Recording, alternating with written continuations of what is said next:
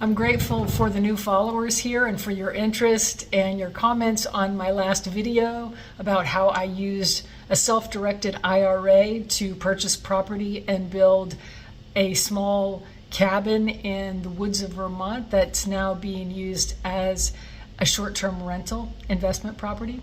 I noticed in a lot of the comments there were questions about the mechanics of exactly how you use a self-directed IRA to purchase property. Let me start with a couple of basics before I get into the mechanics and the other detailed questions. A self-directed IRA from a tax perspective is exactly the same, and it's treated and handled exactly the same by the IRS as an IRA that you might open with Fidelity or Schwab. Whether it's a self-directed one or a more conventional one that you open with a financial institution is simply a container.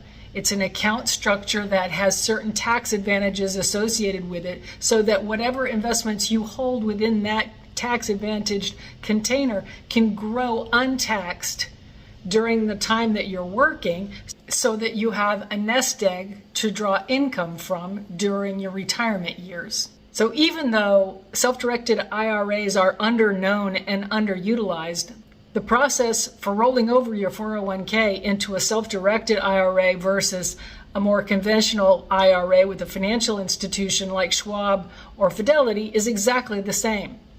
The primary difference is the investment options that you have available to you. And also, to be fair, the amount of involvement and effort that's required from you as an investor. So just to play the whole thing out, when you invest in a conventional IRA, you're buying mutual funds, stocks, whatever, and during the entire time that you're working and contributing to that IRA, the assets inside of it are hopefully growing, but they're not taxed during that period of time. Buying and selling is not taxed.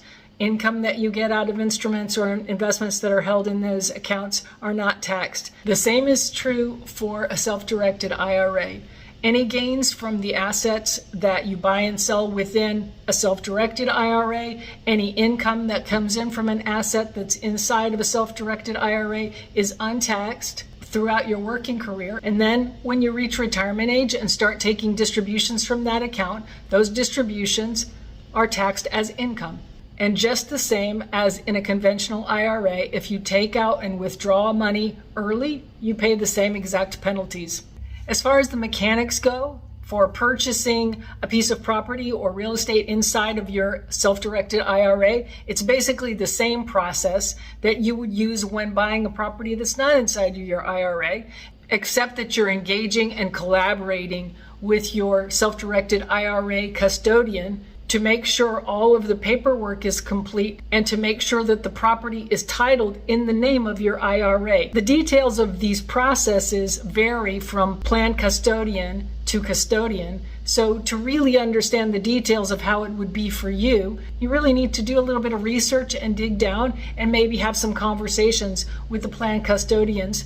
That's probably more than enough information for one video. There's more to come, including a few stories on TED, so stay with me.